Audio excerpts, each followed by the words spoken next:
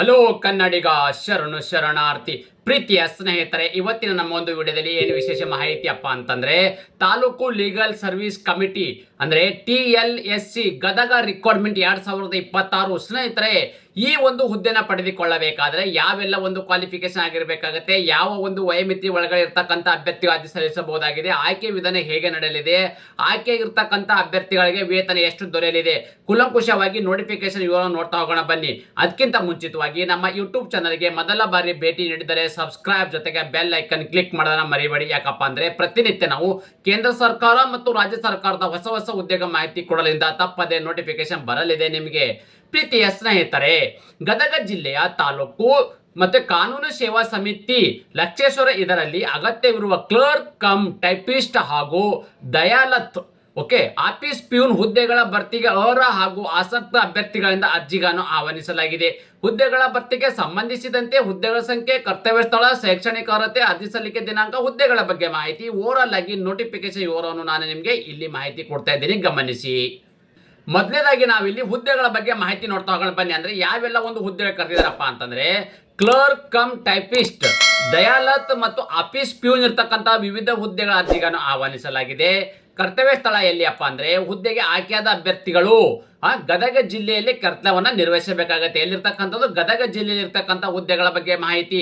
ಅದೇ ರೀತಿ ಖಾಲಿ ಇರ್ತಕ್ಕಂಥ ಹುದ್ದೆಗಳ ಸಂಖ್ಯೆ ಎಷ್ಟಪ್ಪ ಅಂದ್ರೆ ಒಟ್ಟು 2 ಹುದ್ದೆಗಳ ಅರ್ಜಿಗಳನ್ನು ಆಹ್ವಾನಿಸಲಾಗಿದೆ. ಅದೇ ರೀತಿ ಯಾವೆಲ್ಲ ಒಂದು ಹುದ್ದೆ ಕರೆದಿದ್ದಾರೆ ಆ ಹುದ್ದೆಗೆ ಅನುಗುಣವಾಗಿರ್ತಕ್ಕಂಥ ಸಂಖ್ಯೆ ಎಷ್ಟು ಅಂದ್ರೆ ಕ್ಲರ್ಕ್ ಕಮ್ ಟೈಪಿಸ್ಟ್ ಇರ್ತಕ್ಕಂಥ 1 ಹುದ್ದೆಗಳು, ಇಲ್ಲಿ ದಯಾಲತ್ ಆಫೀಸ್ ಪ್ಯೂನ್ ಇರ್ತಕ್ಕಂಥ 1 ಹುದ್ದೆ, ಟೋಟಲ್ ಆಗಿ 2 ಹುದ್ದೆಗಳ ಅರ್ಜಿಗಳನ್ನು ಆಹ್ವಾನಿಸಲಾಗಿದೆ.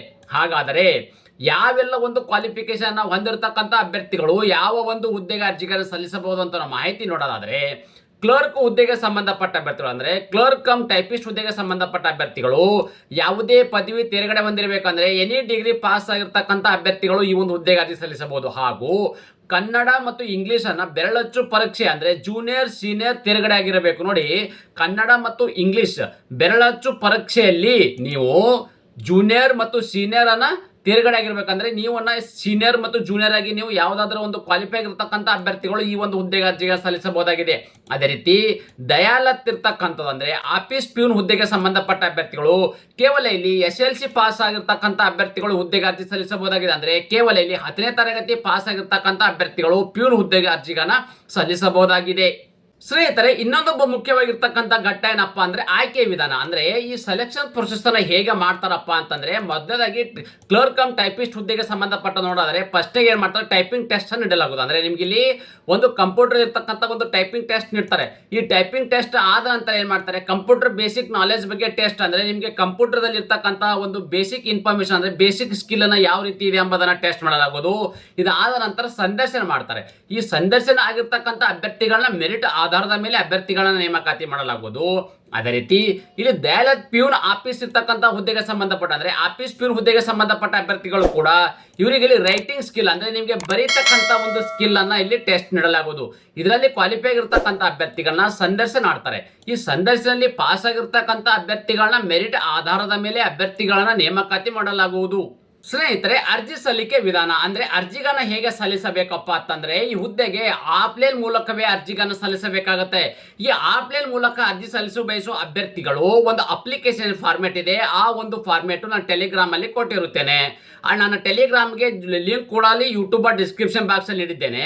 ನನ್ನ ಟೆಲಿಗ್ರಾಮ್ಗೆ ಜಾಯ್ನ್ ಆಗಿ ಅಲ್ಲಿ ಅಪ್ಲಿಕೇಶನ್ ಕೊಟ್ಟಿರ್ತೇನೆ. ಅಪ್ಲಿಕೇಶನ್ ಪ್ರಿಂಟ್ಔಟ್ ತಗೊಂಡು ಸರಿಯಾದ ರೀತಿಯಲ್ಲಿ ಫಿಲ್ ಮಾಡಿ ಈಗ ಮುಂದೆ ಹೇಳ್ತಕ್ಕಂಥ ಒಂದು ಅಡ್ರೆಸ್ಗೆ ತಾವುಗಳು ಕಳಿಸ್ಕೊಡ್ತಕ್ಕಂಥದ್ದು. ನೋಡಿ, ಅರ್ಜಿ ಸಲ್ಲಿಸುವ ವಿಳಾಸ ಯಾವಪ್ಪ ಅಂದ್ರೆ ಸದಸ್ಯ ಕಾರ್ಯದರ್ಶಿಗಳು, ತಾಲೂಕು ಕಾನೂನು ಸೇವಾ ಸಮಿತಿ, ನ್ಯಾಯಾಲಯದ ಸಂಕೀರ್ಣ, ಲಕ್ಷೇಶ್ವರ, ಗದಗ. ಈ ಒಂದು ಅಡ್ರೆಸ್ಗೆ ನೀವು ಅಪ್ಲಿಕೇಶನ್ ಕಳಿಸ್ಕೊಡ್ತಕ್ಕಂಥದ್ದು.